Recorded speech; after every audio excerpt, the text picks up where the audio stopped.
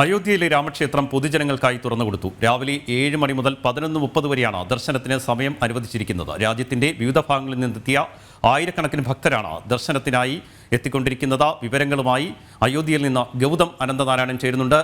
ഗൗതം, കഴിഞ്ഞ ദിവസമാണ് രാജ്യത്തിനാകെ അഭിമാനമായ ആ നിമിഷം.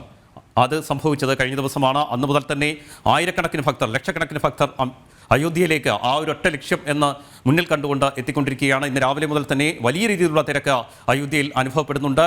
രാജ്യത്തിൻ്റെ വിവിധ കോണുകളിൽ നിന്ന് മാത്രമല്ല, ലോകത്തിൻ്റെ വിവിധ ഭാഗങ്ങളിൽ നിന്ന് പോലും ഭക്തർ രാംലല്ലയെ ഒരു നോക്ക് കാണാനായി എത്തിക്കൊണ്ടിരിക്കുന്ന കാഴ്ചയായിരുന്നു രാവിലെ മുതൽ നമുക്ക് കാണാൻ കഴിഞ്ഞത്. എന്താണ് ഇപ്പോൾ അവിടെ നിന്ന് നൽകാൻ കഴിയുന്ന ഏറ്റവും പുതിയ വിവരങ്ങൾ?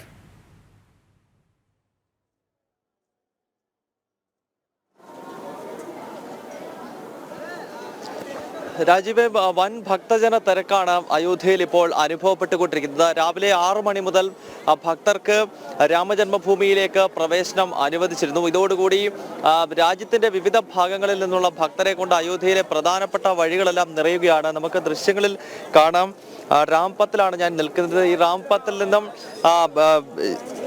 രാമജന്മഭൂമി പത്തിലേക്കുള്ള പാതയാണിത്. ഈ റോഡ് മുഴുവൻ നിറഞ്ഞിരിക്കുന്നു. സാധാരണ ഇത് വാഹനങ്ങൾ കൂടി കടന്നു പോകുന്ന ഒരു പാതയാണ്. പക്ഷേ വാഹനങ്ങളെ കടത്തിവിടാതെ ബാരിക്കേഡ് വെച്ച റോഡ് തടഞ്ഞതിന് ശേഷം ഇപ്പോൾ സാധാരണ ജനങ്ങൾക്ക് നടന്നു പോകാൻ മാത്രമായി രാംപത്ത് പാത അനുവദിച്ചിരിക്കുന്നു. അത്രത്തോളം വലിയ ഭക്തജന പ്രവാഹം അയോധ്യയിലേക്ക് രാജ്യത്തിന്റെ വിവിധ ഭാഗങ്ങളിൽ നിന്നും ഉണ്ടാകുന്നു എന്നുള്ളതാണ്. കാരണം രാജീവ് നേരത്തെ സൂചിപ്പിച്ചതുപോലെ രാമക്ഷേത്രത്തിന്റെ പ്രാണപ്രതിഷ്ഠ ഇന്നലെയാണ് നടന്നത്. 12:29 മുതൽ 84 സെക്കൻഡിൽ ആ ചടങ്ങ് കഴിഞ്ഞു. അതിനുശേഷം ആദ്യ ദിവസം രാംലല്ലയെ കണ്ട് അനുഗ്രഹം തേടുക എന്ന ലക്ഷ്യത്തോടു കൂടിയാണ് ഇത്രയധികം ആളുകൾ രാജ്യത്തിന്റെ വിവിധ ഭാഗങ്ങളിൽ നിന്നും ഇപ്പോൾ അയോധ്യ ലക്ഷ്യമാക്കി എത്തുന്നത്. ജനുവരി 20 മുതലുള്ള 3 ദിവസം, ഇന്നലെ വരെയുള്ള 3 ദിവസങ്ങളിൽ അയോധ്യയിൽ ശക്തമായ നിയന്ത്രണം ഏർപ്പെടുത്തിയിരുന്നു. സാധാരണ ജനങ്ങൾക്ക് രാമജന്മഭൂമിയിലേക്കെന്നല്ല, അയോധ്യ നഗരത്തിലേക്ക് എത്തുന്നതിൽ പോലും വലിയ നിയന്ത്രണങ്ങൾ ഉണ്ടായത്.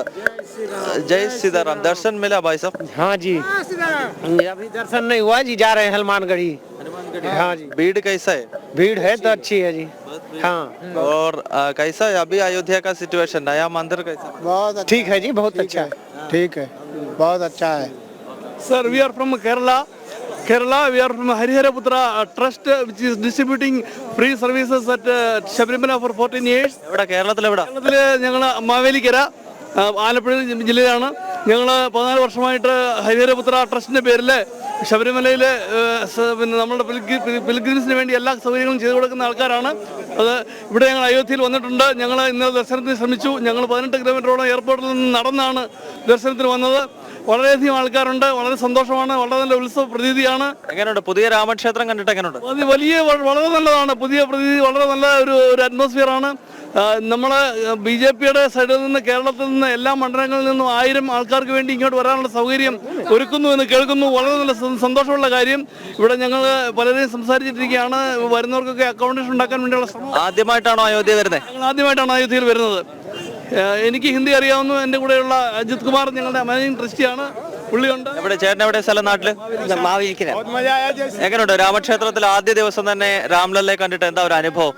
ലോകത്തിലെ ആധ്യാത്മികമായിട്ട് നമുക്ക് ഈ കലിയുഗത്തിൽ ഏറ്റവും കൂടുതൽ ഒരു ഭഗവാന്റെ ഒരു പട്ടാഭിഷേകം, പണ്ട് കാലത്ത് പട്ടാഭിഷേകം നടന്നുകൊണ്ട് തന്നെ ഈ ഗ്രാമത്തിലെല്ലാം ഉത്സവ ലഹരിയാണ്. ഇവിടുത്തെ സർക്കാരായാലും എല്ലാവരും ഒത്തൊരുമിച്ചുകൊണ്ട് ഉത്സവ ലഹരി, ഭഗവാന്റെ നാമജപവും എല്ലാ ഘോഷയാത്രയും വളരെ സന്തോഷകരമായിട്ടാണ്, പ്രീതിയാണ് അനുഭവപ്പെടുന്നത്. ക്ഷേത്രത്തിൽ എങ്ങനെ വലിയ തിരക്ക് അനുഭവപ്പെടുന്നില്ലേ? നല്ല തിരക്കാണ്. ഞങ്ങൾ രാവിലെ 5 മണിക്ക് ക്യൂവിൽ നിന്നിട്ട് നമുക്ക് ഇതുവരെ ദർശനം കിട്ടിയിട്ടില്ല. ഇപ്പൊ പൂജകളെല്ലാം കഴിഞ്ഞു. ഇനി 2 മണിക്ക് ശേഷമേ നട തുറക്കുകയും പ്രധാനപ്പെട്ട പൂജകളെല്ലാം 2 മണിക്ക് ശേഷം തുറക്കുന്ന സമയത്ത് ഭക്തജനങ്ങളെ കയറ്റിവിടുമെന്നാണ് ഡിപ്പാർട്ട്മെന്റും പോലീസും മറ്റുള്ള സംഘടനകളും അറിയിച്ചിരിക്കുന്നത്. അതനുസരിച്ച് ഞങ്ങൾ വെയിറ്റ് ചെയ്തുകൊണ്ടിരിക്കുകയാണ്. എന്തായാലും ഭഗവാനെ ദർശനം കണ്ടതിന് ശേഷമേ ഞങ്ങൾ നാട്ടിലേക്ക് മടങ്ങുന്നുള്ളൂ. തീർച്ചയായിട്ടും അങ്ങനെ ആകട്ടെ. ഇത്രയും ദൂരം സഞ്ചരിച്ചെത്തുമ്പോൾ തീർച്ചയായും രാംലല്ലയെ കണ്ടിട്ടേ മടങ്ങാവും. തീർച്ചയായിട്ടും. എന്തായാലും കേരളത്തിൽ നിന്നുള്ള തീർത്ഥാടകരാണ് ഇപ്പോൾ നമ്മളോട് സംസാരിച്ചത്. അപ്പം ഓർത്തു നോക്കുക, എത്രത്തോളം വിദൂര ദേശങ്ങളിൽ നിന്നും രാംലല്ലയുടെ ദർശനം തേടി, പ്രത്യേകിച്ച് 500 വർഷത്തെ ആ ഒരു കാത്തിരിപ്പിന് വിരാമമിട്ട് മഹാക്ഷേത്രം ഉയരുമ്പോൾ സ്വാഭാവികമായും ഭാരതത്തിന്റെ നാനാ കോണുകളിൽ നിന്നും ആളുകൾ അയോധ്യ രാമജന്മഭൂമി ലക്ഷ്യമാക്കി ഒഴുകുകയാണ്. രാജീവ്, തീർച്ചയായും വലിയ രീതിയിലുള്ള ഭക്തിസാന്ദ്രമായ അന്തരീക്ഷം തന്നെയാണ് ഇപ്പോഴും അയോധ്യയിൽ നിലനിൽക്കുന്നത്. ഗൗതമാണ് അയോധ്യയിൽ നിന്ന് വിശദാംശങ്ങൾ നൽകിയത്.